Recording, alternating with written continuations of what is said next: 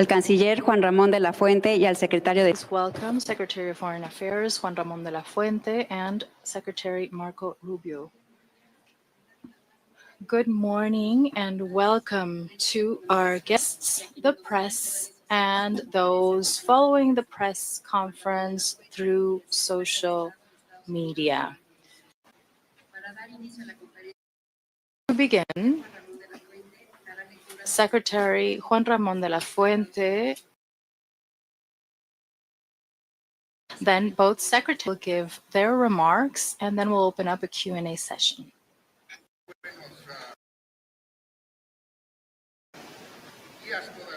Good morning to you all. Allow me to begin, Mr. Secretary, from the State, Mr. Marco Rubio from the State Department.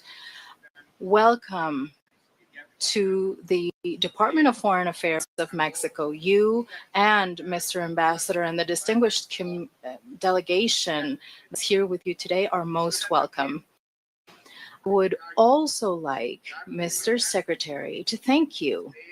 Thank you and your team for the great work that we have been able to undertake in the last few months, and that has led us to this morning having a meeting with President Claudia Sheinbaum, a constructive, active, cordial meeting with a well-defined route for sure.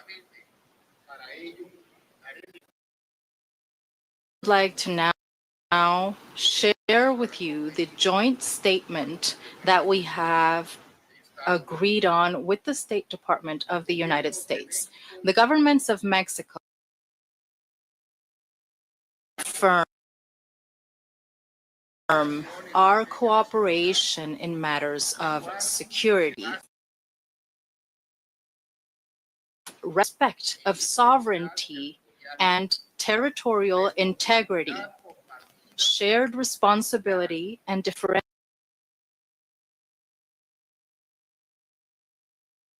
responsibility, as well as on mutual trust.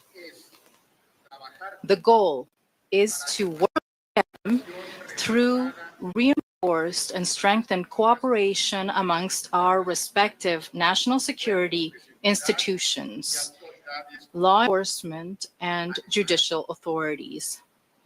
Furthermore, we will collaborate to address the illegal movement of people across borders. This cooperation, through specific and immediate actions, will strengthen security throughout our shared border, will stop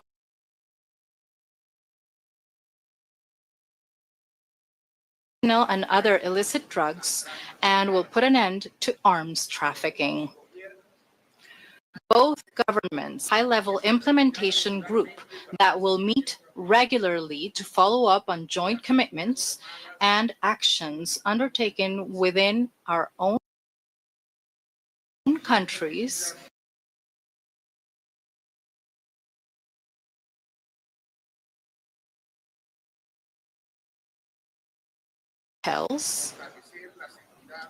strengthen security at the border, to prevent fuel theft, increasing inspections, investigations, and legal processes to stop the flow of drugs trafficking. Our joint coordination and collaboration will allow us to strengthen the border, reduce fentanyl trafficking, and move forward in terms of intelligence exchanges, all through and within our respective legal frameworks. Both governments have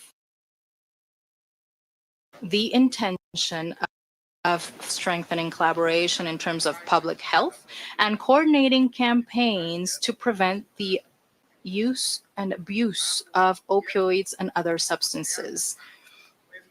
Both governments reaffirm our determination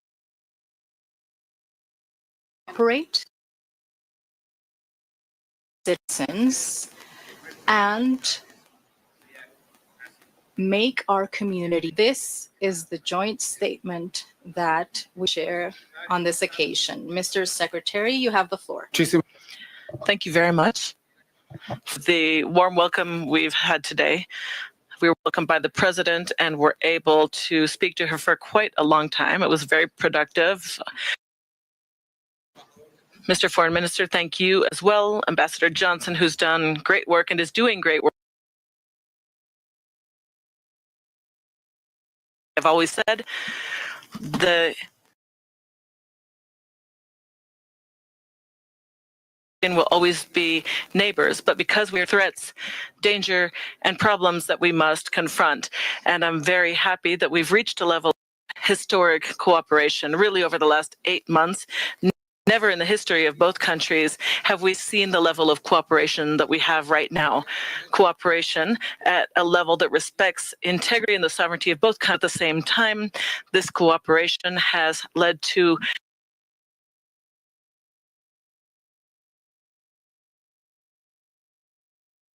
results that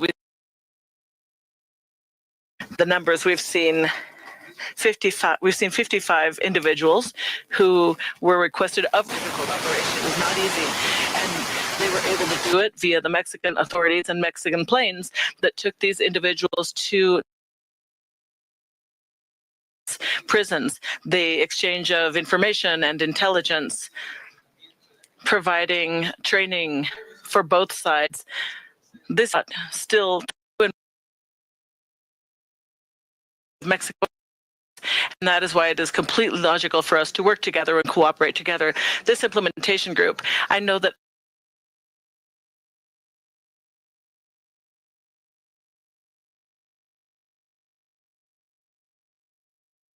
will,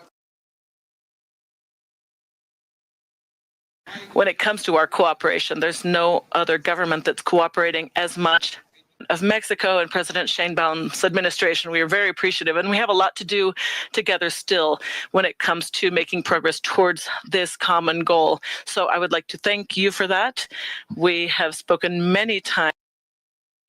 As we spoke today, President Sheinbaum has spoken to President Trump 14 times.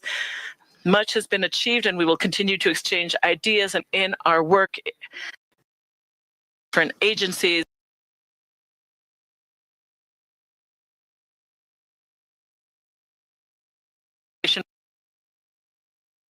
Mexico to confront these narco-terrorist groups that are a threat not only to Mexico and the United States, they're the peace and stability that we have a lot to do still. We are very focused. As you've seen, the president is focused on crime in our own country. There's cities in the U.S. that are extremely dangerous. I live in Washington, obviously, a city that has seen a massive increase in crime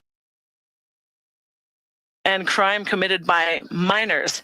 The president has deployed federal agencies and the National Guard to the city, to the streets, to ensure that this does not have to do it in other cities if necessary as well, because we all have problems and we need to confront them. We also know that many weapons that are in the hands of these cartels are weapons that have been purchased from a source in the United States, and these weapons have been trafficked, and this is a problem.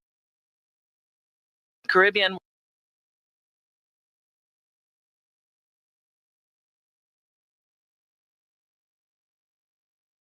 many things in English now. I said that in Cuban, now I'm going to switch to Spanish. And brevemente, tuvimos Sheinbaum y el canciller de la Fuente. Tenemos una excelente relación con el gobierno de México durante los 8 meses del gobierno del presidente Trump.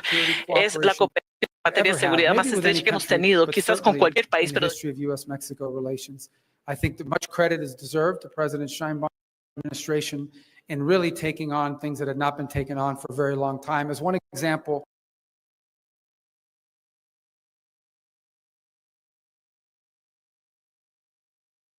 it was Mexican authorities who moved them out of jails and transported them themselves into American facilities where they will stand trial, and we believe not just serve the rest of their lives in jail once a jury hears their case, but perhaps will share valuable information that will allow us to identify even more dangers that confront our countries. Because of our geography, and that means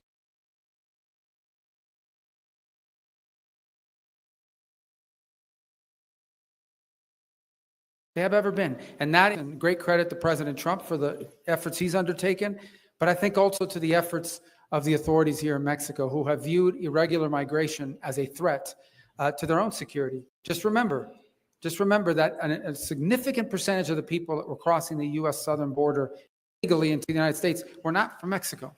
They were coming from all over the world, from multiple continents, from halfway around the world. They were coming from Somalia. They were coming from everywhere and crossing through Mexico into the United States. And that was not good for Mexico, and that certainly was not good for the United States. And we have seen those numbers drop historically. And that would not have been possible without the close cooperation between our two governments. But there's more to do, which is why today we are formalizing an implementation group.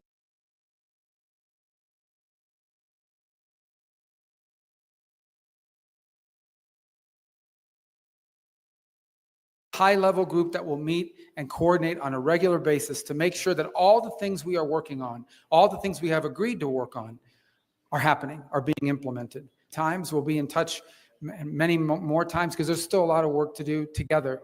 But this is an important and I believe a significant day in the relations of our two countries as we are able to continue to formalize this unprecedented, historic, and so far highly successful security cooperation between the government of Mexico and the government of the United States.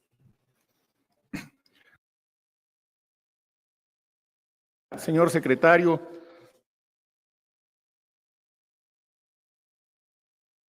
In Mexico, ratifies the good relationship and great collaboration that exists between our nations and that will continue in the next few months, and that this with President Sheinbaum was conducted to have a dialogue on diverse topics regarding our bilateral relations, especially security, an area within which we have been working hand in hand with.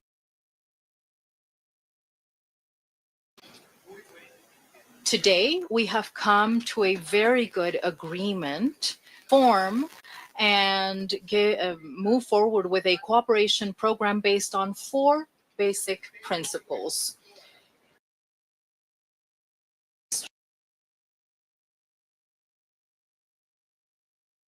Shared responsibility, mutual trust, coordinated collaboration without subordination. As it has been pointed out by Secretary Rubio, in order to follow up on the elements agreed upon, we define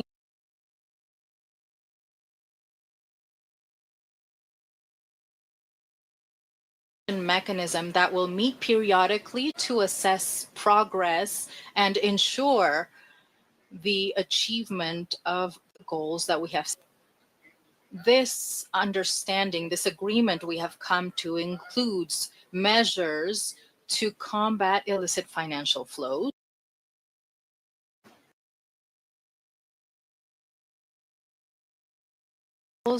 stopping generation of violence, drug trafficking, and each in our own territory. We have also started to address the elimination of illicit tunnels that go from one side to the other of the border with training and border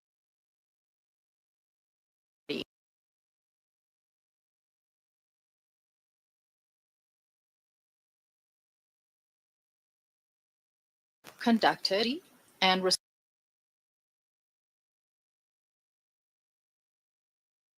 to have a safer border, to reduce fentanyl trafficking, and move forward in greater collaboration schemes when it comes to exchange of information within our legal frameworks, and also when it comes to prevention with information campaigns regarding the damage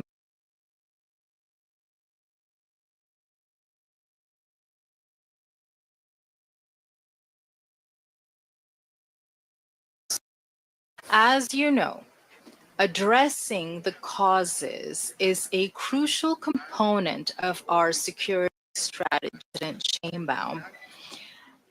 I am pleased to inform that this dimension of our joint work is considered within the mechanisms that we have created to work together.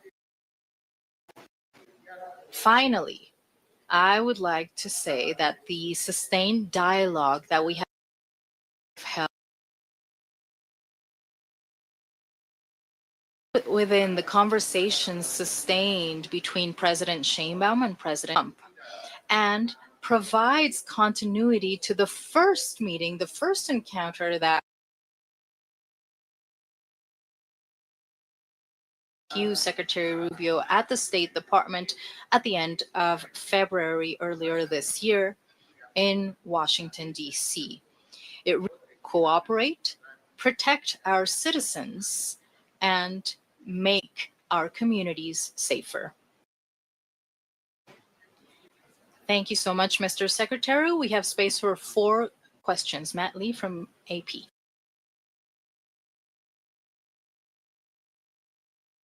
Hola, buenas tardes. Señor secretario y señor secretario. Yesterday with the Tren-Agua vessel that was destroyed by the U.S. military. There still seem to be a bunch of lingering questions about how this all came. For example, how were you so convinced or so sure that they were Tren-Agua members on board, and what kind of drugs were they transporting?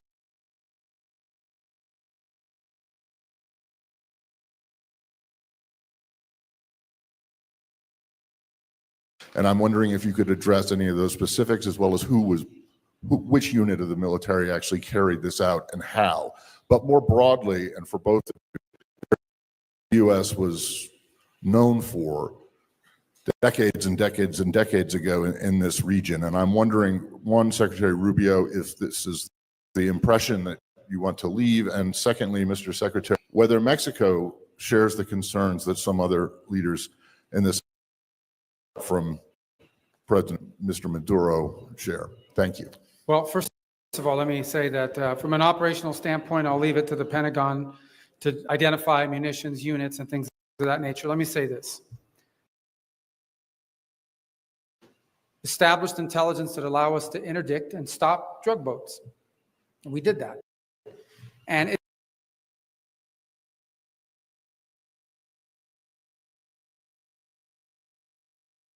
they bake it into their economic. What will stop them is when you blow them up, when you get rid of them.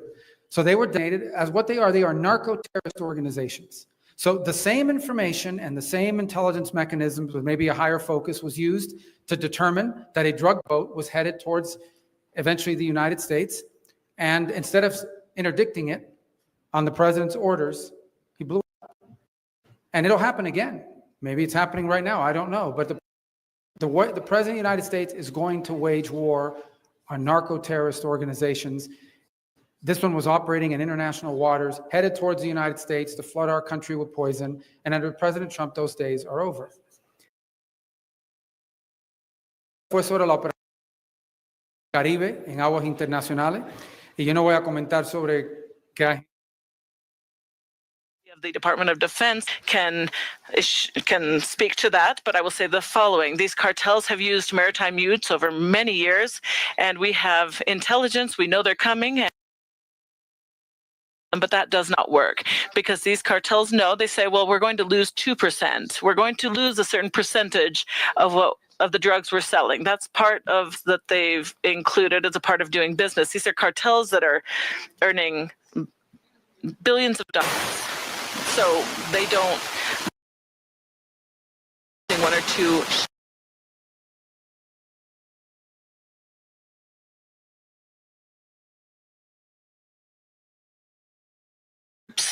are narco-terrorists. These are narco-terrorist groups designated so by the U.S. operating in international waters, and their destination is streets. And the president used the force and the power of the United States to protect the about. And that could happen again. It might be happening right now. It could happen tomorrow. It could happen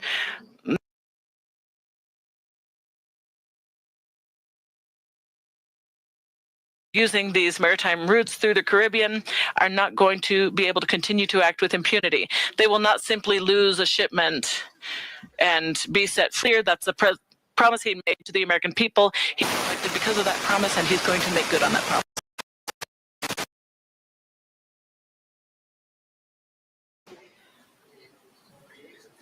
Mexico's position regarding this matter is quite clear, based on our constitutional principles of policy defined in Article 89 of our Constitution.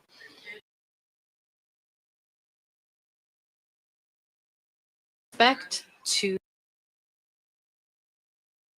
conventions and treaties on these matters. Thank you. Now, Enrique Acevedo.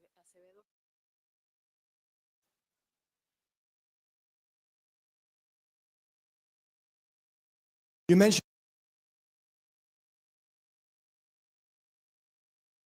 Se está permitiendo armas.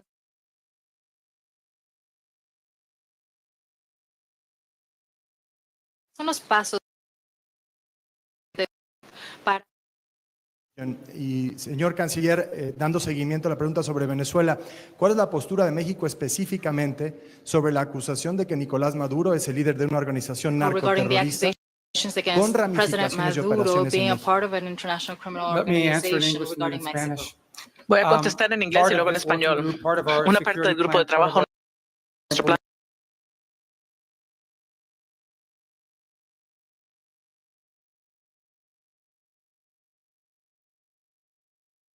alcohol, tabaco y armas de fuego y de FBI que están involucrados. Y no se trata solo de México, ¿no? Estas armas llegan a Haití, a Jamaica, a Trinidad, al Caribe.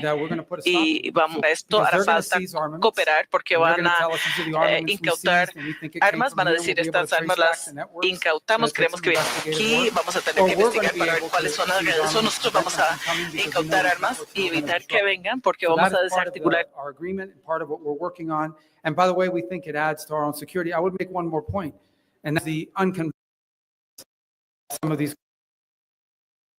we are increasingly concerned that these cartels are now.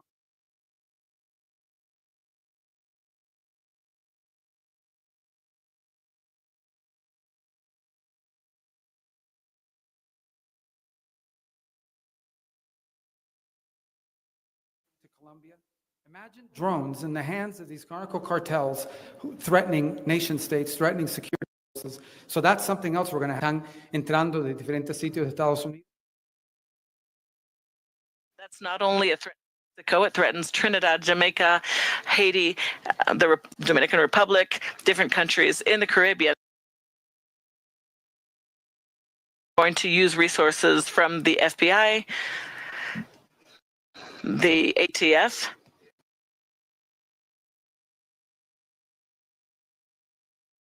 and disrupting them. And there will have to be a lot of cooperation there. For example, Mexican authorities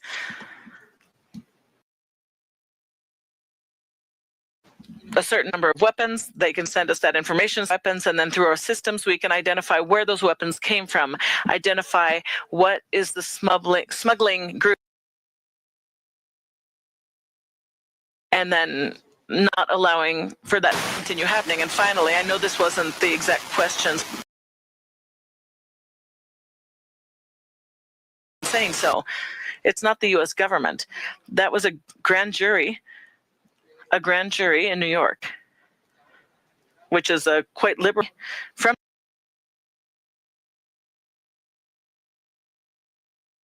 talked about Nicolás Maduro, Diosdado Cabello, and others. So we are simply acting. We are only acting on something that a grand jury in 2020 handed down.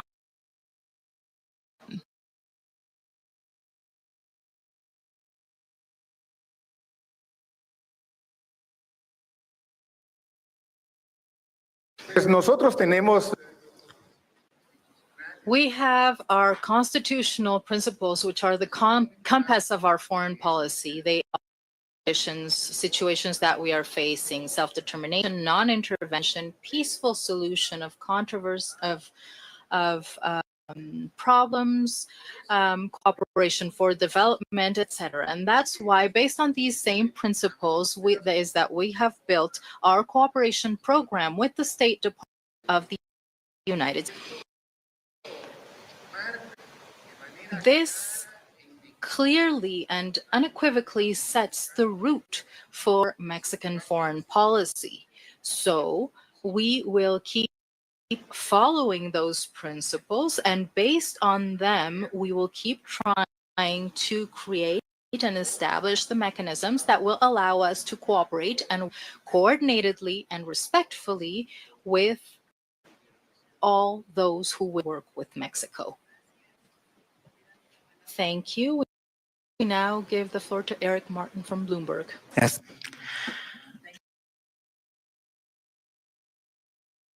Gracias. Secretario.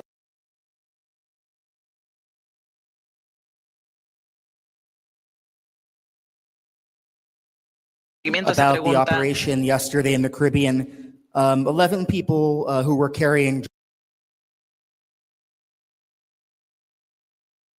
or how does this fit with the use of a military force authorized by U.S. Congress? Does the U.S. have evidence that the people who were in the boat were armed or posed immediate danger to U.S. security personnel? And can you rule out, you mentioned the operations that operate from Venezuelan shore.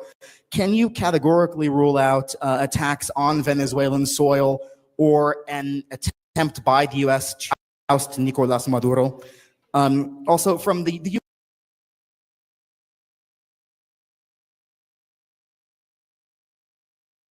but from the U.S. perspective of what was... Abusador de la prensa norteamericana. Ustedes ven cómo es algo que hacemos también. Questions. Cooperation agreement. Is the U.S. removing the 25% fentanyl tariff in place on Mexico that had been in place on the basis of fentanyl trafficking, or is that a recommendation that you will take back to President Trump and the trade team? And finalmente, secretario, para dirigir una pregunta a usted, un gusto ver nuevamente, secretario de la Fuente. Con la larga historia de las invasiones que provienen de los Estados Unidos, ¿cómo ve México el...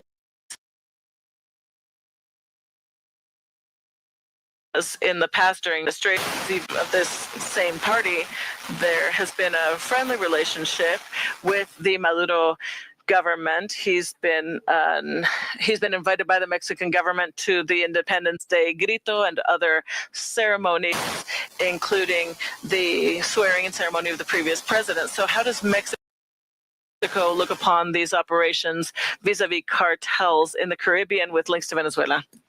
Bueno, voy a contestar. El presidente de los Estados Unidos ha determinado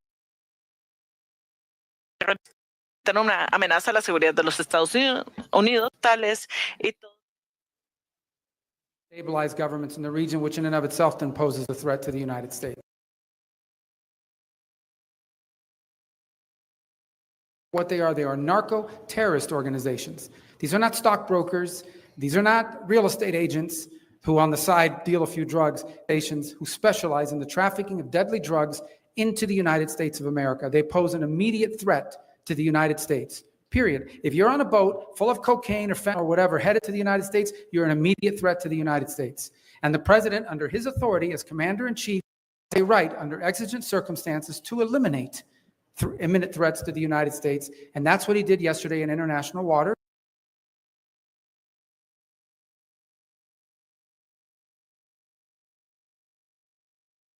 Watch these people sail up and down the Caribbean like a cruise ship. It's not going to happen. It's not going to happen anymore. They're not going to. We're going to stop. As far as your question about tariffs, that's not, I don't negotiate those agreements. I will certainly go back and report and make they're aware of the level of cooperation that exists with regards to security. We've made a tremendous progress. And, obviously I know that even as I speak to you today, the economic team from Mexico is in Washington meeting with Ambassador Greer and also meeting with Commerce Secretary Lutnick.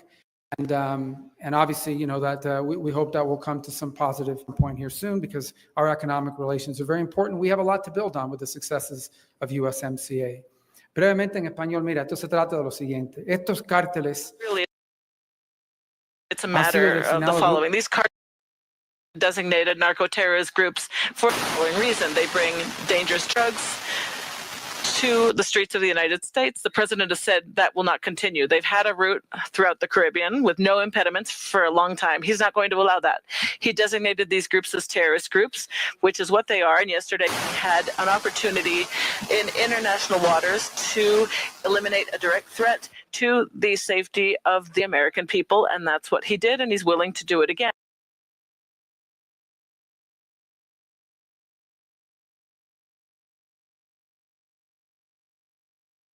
Based on that promise, and he was going to make good on it. I will answer you in English.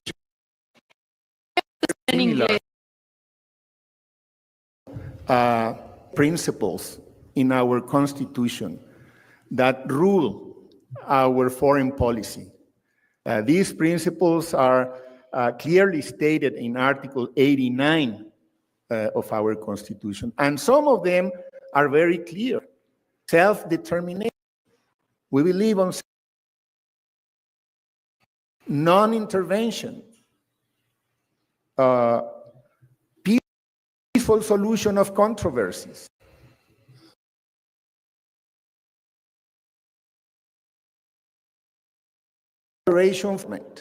and so on. So these principles are the ones that really rule our foreign policy, and we are going to stick to them, because that's our mandate.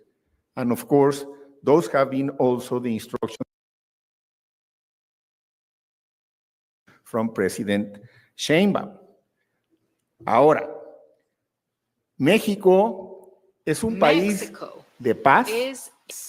And a country that relations with all countries around the world who wish to do the same with Mexico. And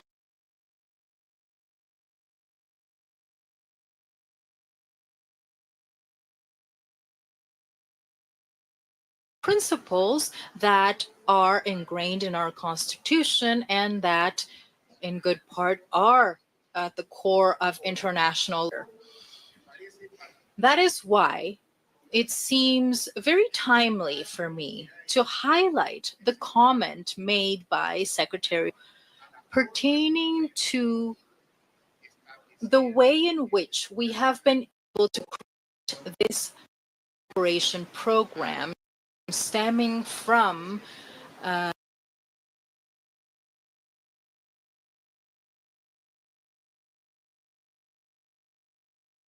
multiple conversations.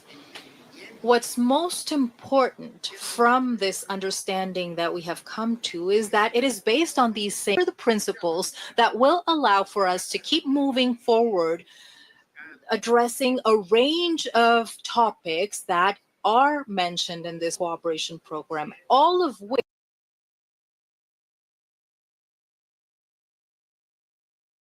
complex. But if we have that frame of reference in terms of working for cooperation,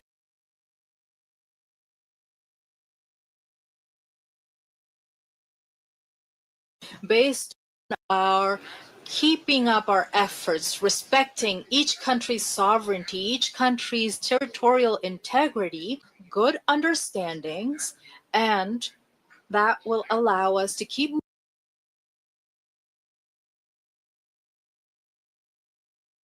defined. It has goals, it has objectives, and that will be periodically assessed.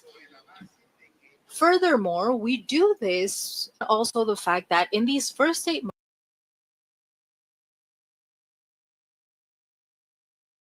a relatively short period of time, saying, and with good reason this morning, committing to would take longer than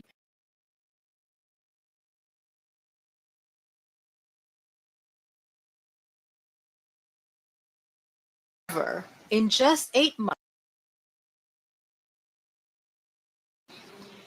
encounters at the border have been reduced by 93%. Actually, a little more of fentanyl since the beginning of President Sheinbaum's administration have been reduced by 50%.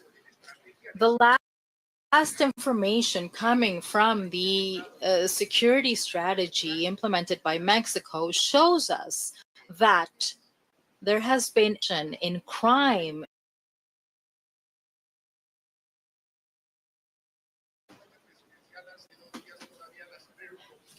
in the presidential report just a couple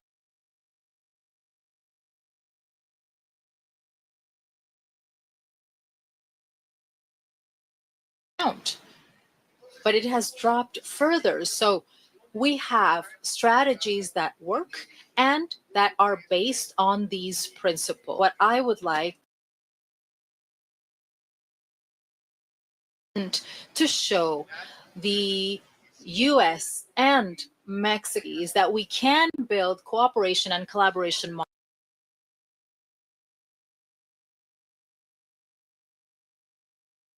mutually convened that are based on the commitment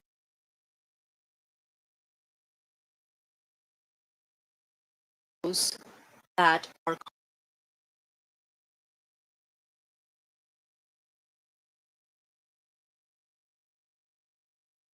from Excelsior.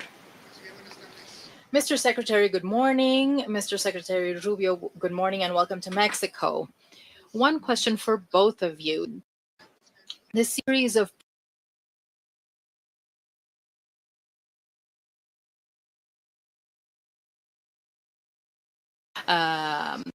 migration and other commercial aspects, etc. I would like to ask you,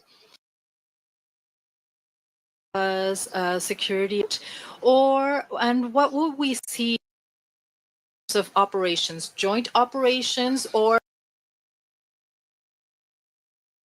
forces in their own territory, respecting sovereignty? What would be the ideal scenario under which Mexico and the United States would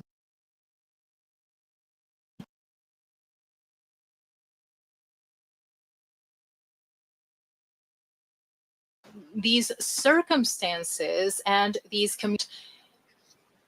there can be greater cooperation. To take this opportunity to ask, based on the conversation this morning in Palacio Nacional, have you considered a future meeting between President Sheinbaum and President Trump in the next few months? I'll start. I won't speak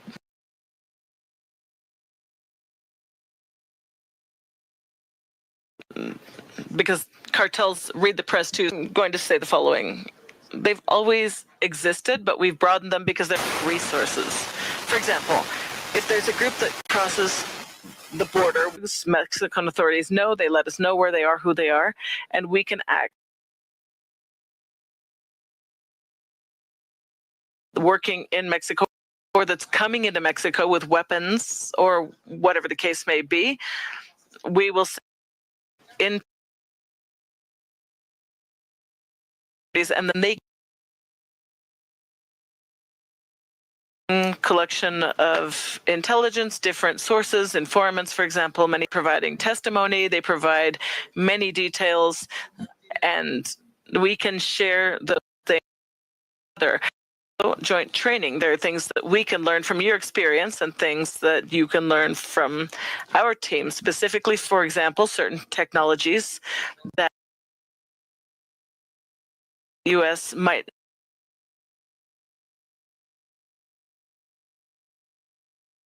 Mexican authorities may have identified as something that would help their actions. We could provide those kinds of things as well. So cooperation has always existed between law enforcement agencies, but we're talking about expanding that to a broader, more structured type of cooperation and dependent on the situation. But we both have intelligence we can share, information we can share, and all of that helps.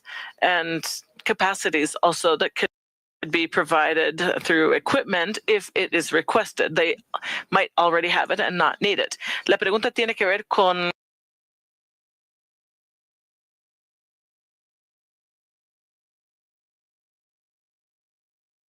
just as a great example. Let's say there's a gun running group. We don't get there in time to stop it. We pass that on to the Mexican authorities who can act on it. Likewise, they can identify a drug shipment or that's headed our way. Maybe it got past their systems, but now is in the United States, and we can act on it. Anytime you take people operations of cartels and drug organizations, sharing that information is also valuable. There's opportunities to cooperate.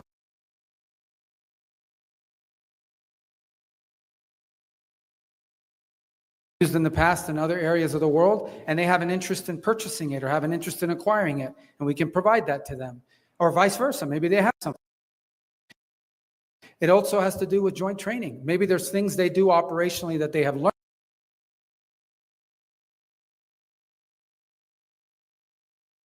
Border, or vice versa, things that we have learned from a training standpoint that they would benefit from.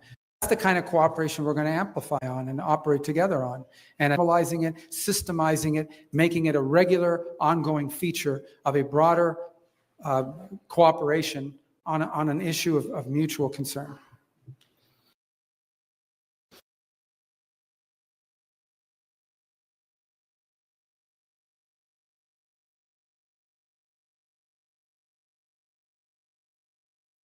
Lo que in terms of the legal frameworks of each country is so important, because indeed part of what was the legislative framework for each country and based on which changes are made.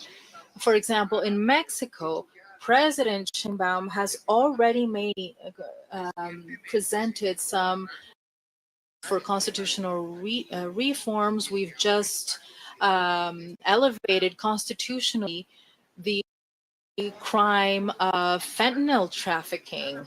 These are changes that each country is making at their own pace, but at the same time are adding to the conversation in terms of the possibility of improving cooperation. We now have a national security law that we have talked about on different occasions with the State Department team.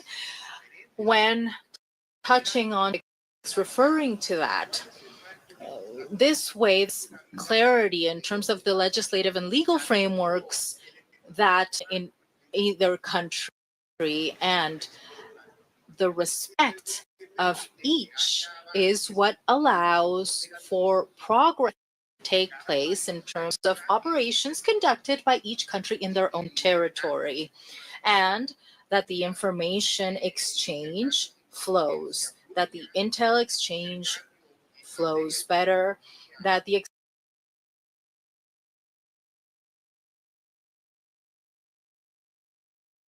flows as well. I believe that with this new cooperation program for border security, that is why it's so relevant. We will be seeing in the upcoming months and years more and better results in this field, in this arena that is in the best interest for the people and government of Mexico and the people and government.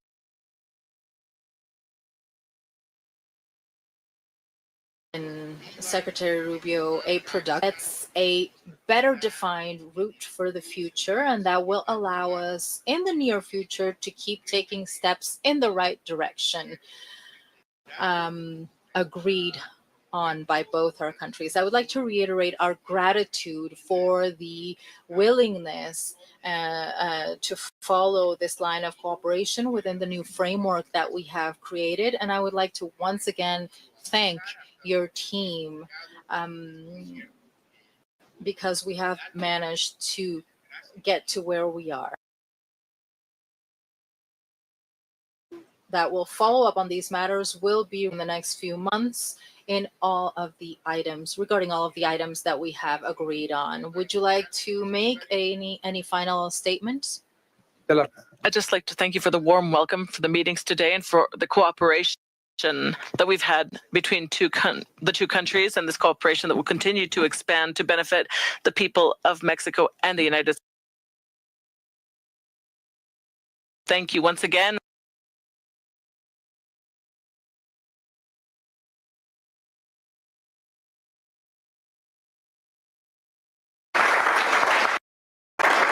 Muchas gracias a todos. Thank you, everyone. Have a wonderful day.